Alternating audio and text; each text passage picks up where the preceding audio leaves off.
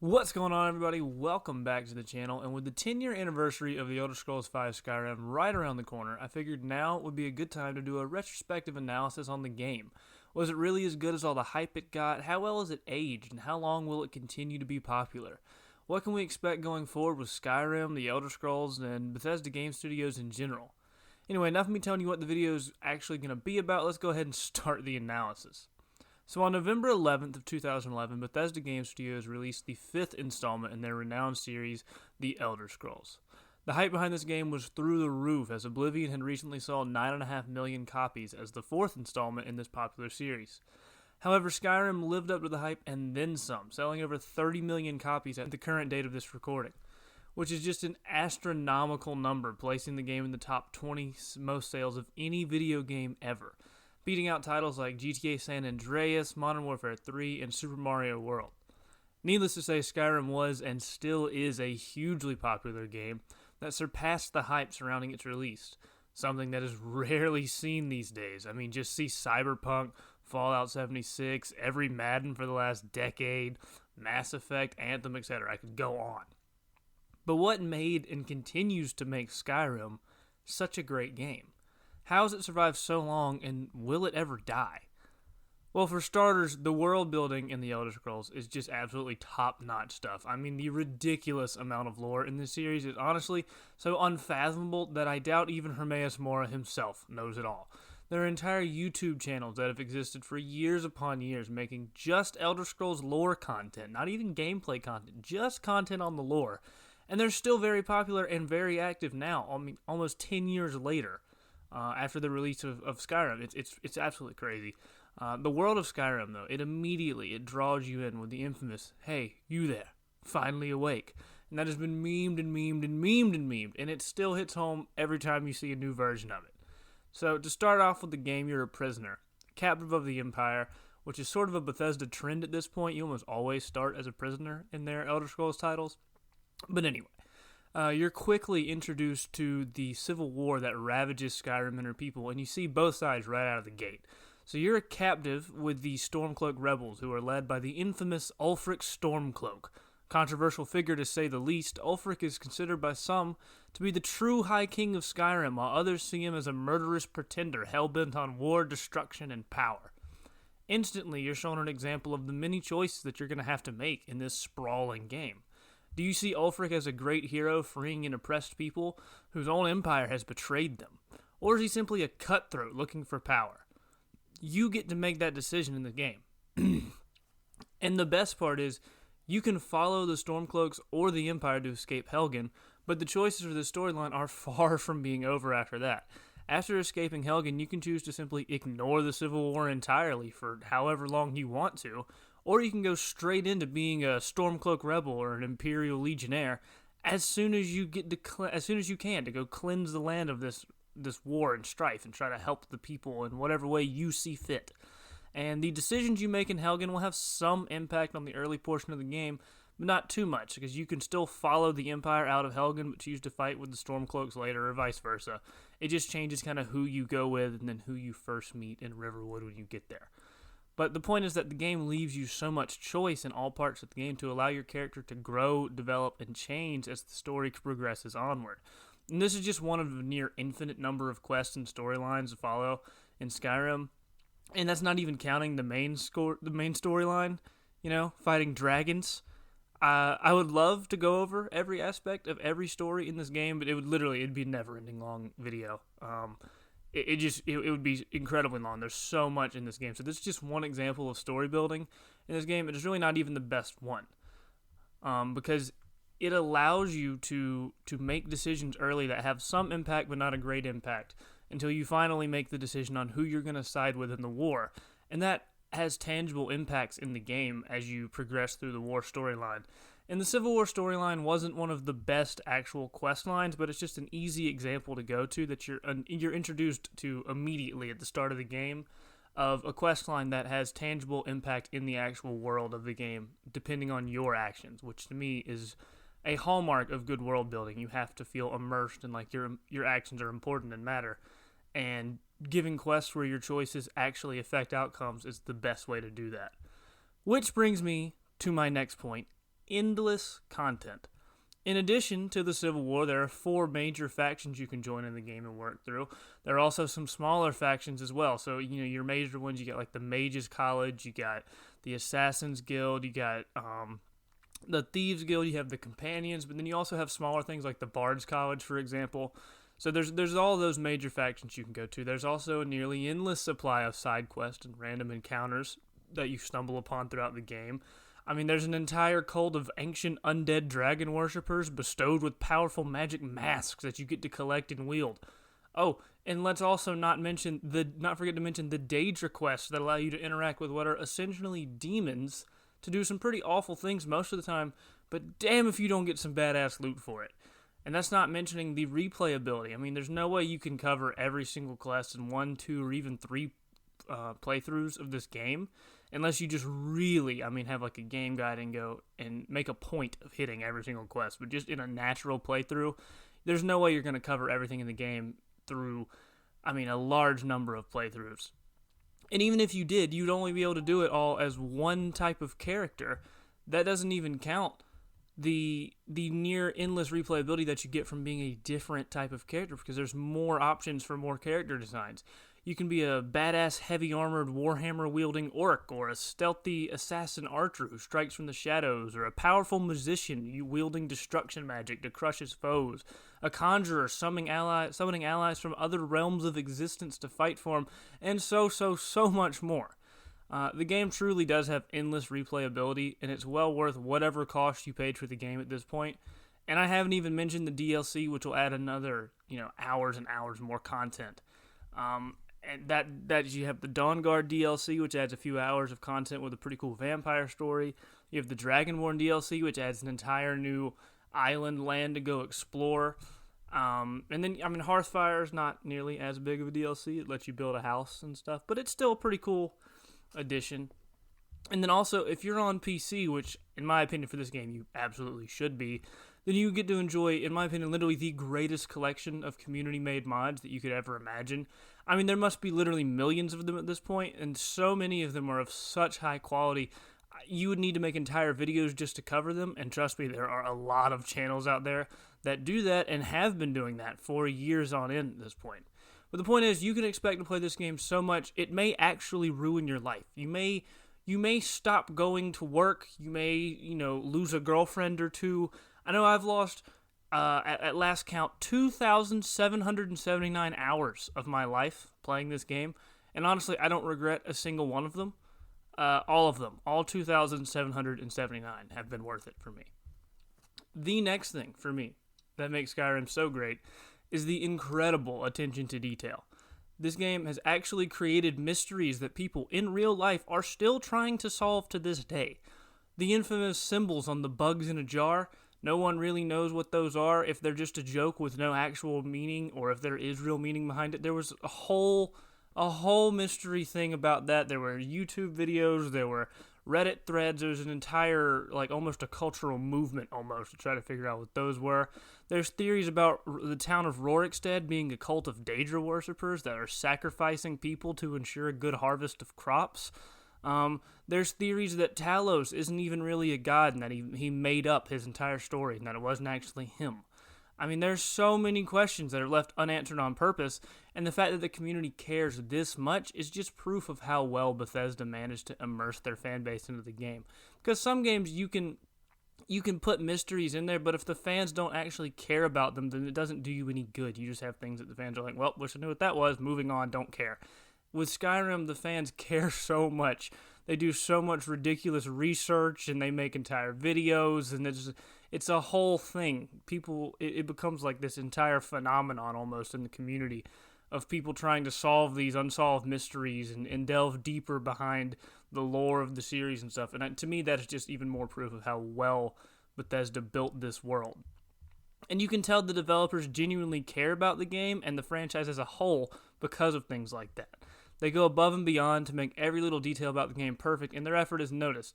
Now, when I say perfect, I don't mean all of the bugs, because those are there. But I mean just little details that you'll almost never notice, but when somebody does notice it, it's like, wow, they actually took time to put that in there. That's awesome. Things like when you get the Mace of Molag Bal, guards will change their dialogue towards you to be afraid of this evil mace. And it extends to numerous other actions as well. Things like joining the Dark Brotherhood or even just having a highly leveled skill. Guards will comment differently on you and things like that. It's an interesting little side piece of dialogue that's not actually really important to the game, but it's just an example of one of those small things that Bethesda did to make this game so much more immersive, and it just really it makes you sit back and go, wow, they actually thought to put that in. That's super cool kind of thing. Sometimes. The Thieves Guild, for example, has a legitimate code of symbols that they put on doorways and barrels to mark if it's like a safe place or a treasure cache or even a dangerous place for a thief to go to. And you can find these symbols in a book in the Thieves Guild's like little hideout. I forget what it's called right now. And if you find these symbols in a book and you read them, and then you look throughout the game, you actually will see them carved into real objects in the world. And they do actually mean what they're supposed to mean in the book. And that, to me, that's just super cool that they actually went through the effort to put that in the game. That's awesome to me. And there are so many more examples of just insane detail like that. Like there's ants on a tree in Riverwood crawling by. I think it might be the only tree in the game with that on it. And most players will never even notice it, but Bethesda knows that someone will notice it and that it'll make that one person's experience so much more fun. And that's all that really matters to them at that point. Which brings me to my final point that I'm going to hit in this video about why Skyrim is so great. And to me, it's the culture. In my last analysis video, I dissected the Madden franchise and the culture at EA Sports and lamented the money-hungry, lazy culture that had been nurtured over there. However, Bethesda is, or at least was, totally different. They clearly care so much about the consumer and the fan in this case that they went to such extreme efforts to make such a detailed and I almost dare say polished, but that's not entirely true because of all of the bugs that we will get to later. But the community culture is another thing too, not even just the developer culture, the community culture. In Madden, the community's been divided into groups, and they can barely ever agree on anything, and it leads to more toxicity with disagreements between different groups of fans that play different game modes and stuff. But you don't have any of that here. Here, the fan base of the Elder Scrolls, they have their rotten apples, and after all, who doesn't? But there are few and far between compared to the great overall community that makes up the Elder Scrolls. Multiple massive YouTube channels spreading positivity and then information about the game to an average player just having a great time in the game. And even then, you have the experienced modders making the game even better with these awesome mods because they have so much fun in the game, and they have this idea to make it even better. And they're actually really talented and do it, and then they make it free for the entire community to enjoy. And it's just super great for me to see how good the Elder Scrolls community is.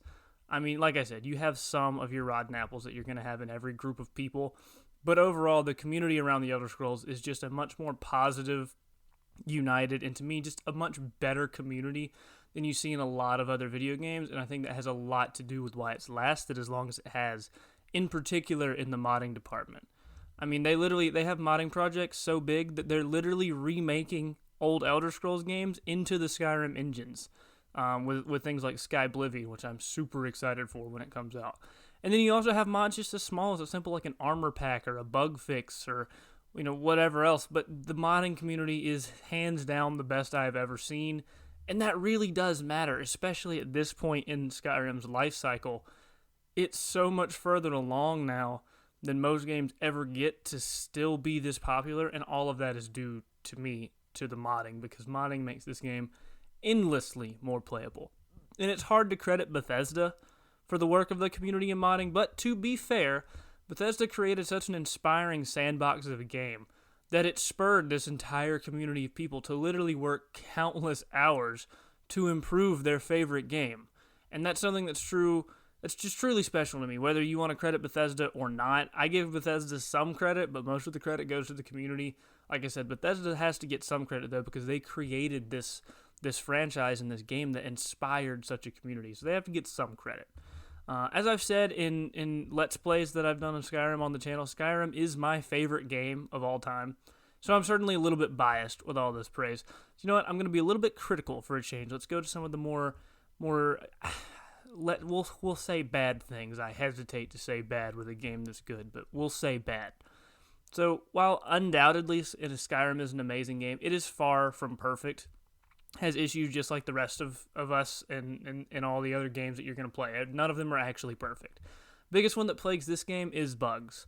That's why earlier I hesitated to call this game polished, because while aspects of this game are incredibly polished, others are completely broken. Now, for me, that's part of the charm of this game to some extent. After all, it's 10 years old at this point, so it's kind of unfair to look at it with today's standards, because of, you have to acknowledge it was made 10 years ago and the standards of back then. But there are some game-breaking bugs that even I can't look past that never got patched. I mean, some of these bugs lead to absolute hilarity, and you can find them all over the internet of just these weird little bugs and glitches happening. And to me, those are the ones with the charm.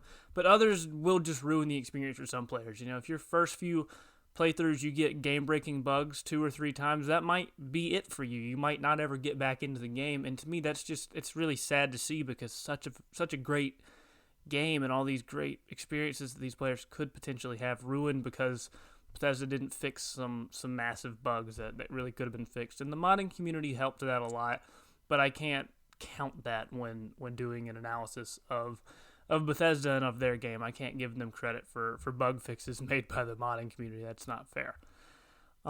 So yeah, it's just hard to ignore that. And another issue in the game is that despite its wide net of quests and storylines, some of them can leave you feeling a bit shallow or lacking.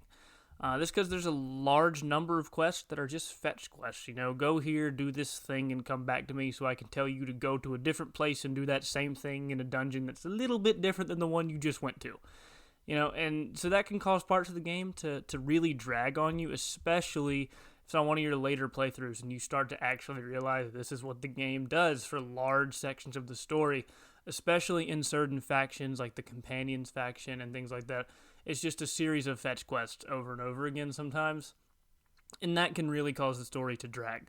And despite my colorful review earlier of the choices that this game gives you, you do begin to realize that they don't quite mean as much as you would think. Yes, there are some choices that have clear and drastic impacts on the game.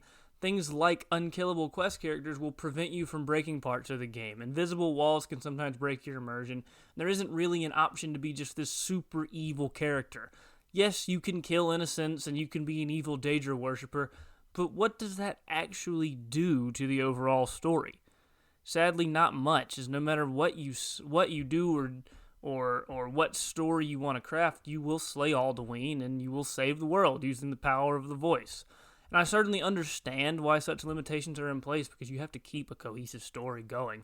But they're still somewhat frustrating, especially on later playthroughs, when I don't really want to be a hero necessarily. Maybe I want to be an evil villain who sides with Alduin and ends the world or something. It's just something fun as an option, especially after you've already played through the game as intended once or twice. It would be really cool to me to be able to have at least multiple endings or something, but I digress. There are certainly aspects of this game that do have real choices to be made with tangible impacts, like I said earlier, but there are other situations where there's just the illusion of choice. There isn't actually a choice to be made, and that impacts the end result. However, the main benefit of this is that it doesn't limit new players to the game if they make a decision early on that they didn't understand the consequences for. So, if they sided with the Stormcloaks getting out of Helgen, and then now the Empire hates them forever, and they didn't know that was going to happen, and their character, it was actually going to be Imperial, but because they made one decision earlier in the game, it kind of ruins it. So that kind of, Bethesda putting it into the game where there's not necessarily such an impact on all of your decisions, it prevents that to some extent, but it also can kind of limit you in some ways, like I was saying earlier. Another thing it does do by limiting your impact is that it allows for a character to change and develop more over time, so that initial decisions made by your character don't necessarily determine future decisions that the character will make. So I don't mind this aspect too much, but I know it is a thing that a lot of people will complain about, the illusion of choice and things like that in a game like Skyrim. And then some old school RPG and Elder Scrolls fans will complain that the actual role-playing game aspects are lacking, and they've been replaced with a more streamlined, watered down, mainstream leveling system that just kind of avoids punishing characters' decisions, and they say it weakens the role-playing aspects of the game. I think it's honestly just nitpicking, as the game clearly appeals to a massive audience this way, and I feel that they did blend some hardcore RPG aspects with more mainstream gaming fundamentals, and I think they did a pretty good job of it so far. While yes, I think the perk trees could have been more inspired and things like that, overall, I think the way they did it was the best way to draw in the most people, while also still satisfying more of your hardcore old school fans. And, like I said, perk tree variation or racial tree benefits would have been kind of cool, but honestly, the beauty of having less specialized character choice like that is that it allows for you to be unusual characters, like an orc mage, which doesn't make sense in the lore, but because it's a game and it's a sandbox, you can create this character in your head that's this orc battle mage or something. So it allows characters to sort of develop over time, like I said earlier, and I think that's vital to the way the game plays. So like I said, I think they actually did a pretty good job of blending it and making sure that they don't punish players for wanting to do things that are out of the ordinary. Overall, I do acknowledge Skyrim is a far from perfect game, but I feel it's unfair to just frankly lazily sit here 10 years later and nitpick every single small aspect of this game using revisionist history, knowing what games today are capable of. I mean, despite all of its flaws, I still find that the things this game does right far outweigh the things that it does wrong. So going forward, what can we expect from Skyrim and the Elder Scrolls as a whole? Well, that's what scares me. I once held incredible respect for Bethesda Game Studios and trusted that whatever they made would be a good, high-quality product, and I would just be safe to buy it because it has their name on it. However, as of late, that simply isn't true. Fallout 4 was good, but felt kind of uninspired and wasn't really anything special to me.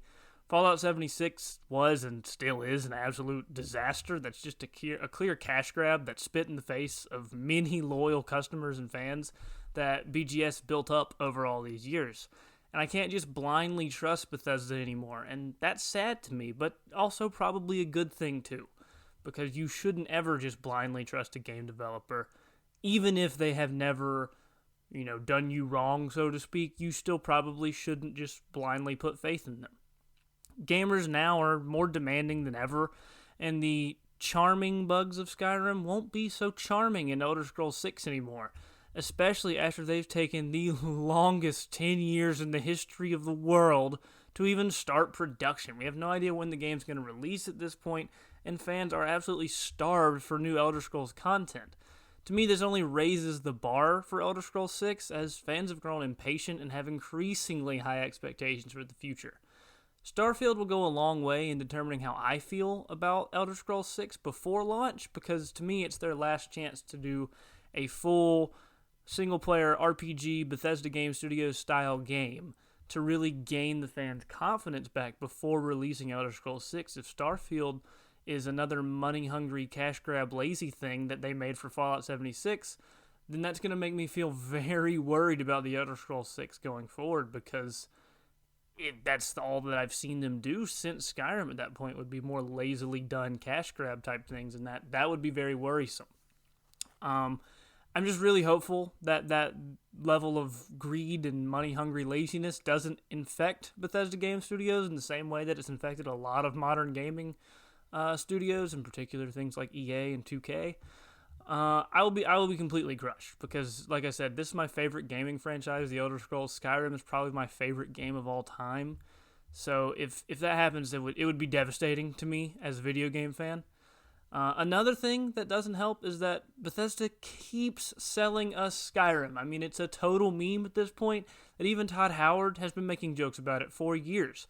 Skyrim on the Alexa, on the smart fridge, on the VR, on Switch, on current consoles, on next-gen consoles, a Legendary Edition, and now they're going to release it again with a Anniversary Edition full of community mods, which to me is beyond funny now. At this point, it's just insulting, especially to me, this new Anniversary Edition. I mean, they're literally taking the work of the community that they've done with the Creation Club and repackaging it into the same game to sell it a whole decade later for another, $60 or whatever they're going to end up charging for it. To me, that you're just getting insulting at that point with how many times you're trying to sell us the exact same thing and the same content.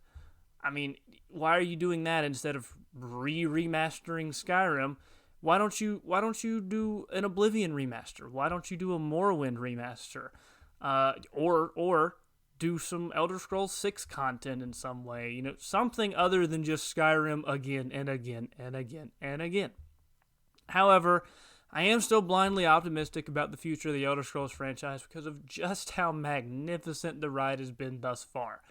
BGS knows how much is riding on the Elder Scrolls 6, and they cannot risk sparing any expense or effort in making this game. Hopefully, the sheer pressure and expectation on BGS will force them to give us their absolute best effort, not the visual diarrhea that was Fallout 76. It looks like the Elder Scrolls 6 is either going to be in Hammerfell, High Rock, or both, hopefully both, but other than that, we don't really know anything. And even that, I don't even think is confirmed yet. It might be, I'm not sure, but I don't think it's confirmed. But it's pretty much, I mean, it's basically confirmed. Anyway, the immense amount of pressure that VGS is going to be under in making Elder Scrolls 6 is almost hard to put into words. I mean, Skyrim was, and still in many ways, is a cultural phenomenon. I mean, it was beloved and still is beloved by a massive fan base. It's a meme that just doesn't die. There's still people making so many mods for it, and the fan base is going to be pretty brutal on the Elder Scrolls 6. Anything less than near perfection won't be tolerated by this fan base as a whole, and I don't know if they can live up to those incredible standards, but I know that they better not cut any corners and try to turn the Elder Scrolls into a cash cow of a franchise instead of living up to its name and reputation, because if they do that, they are going to lose their entire fan base. Anyway, regardless, with all of that being said, I do believe that we should still celebrate the success of Skyrim, continue to demand excellence for the Elder Scrolls series going forward, but also support Bethesda in their journey of making it to keep this community strong and positive. Make sure that we are still a strong and positive Elder Scrolls community when Elder Scrolls 6 is being worked on and coming out. And in case it isn't obvious from what I've been saying so far, I think Skyrim is a 10 out of 10 game, and arguably the best game ever, but that is a super contentious statement, to say the least. I don't plan on actually getting into that. It's just my personal favorite that I've played. And like I said, I'm going to continue to be optimistic and hopeful about the future of the franchise. Gosh, can't talk today. And I just pray that they don't fuck it up. Anyway, that's enough for me on Skyrim today. I swear I could literally talk about this game non-stop for days if you would let me. If you made it this far in the video, you are truly amazing. I want to thank you very much for your support. And be sure to like, comment, and subscribe. And I hope you all have a fantastic day. And I will see you guys next time.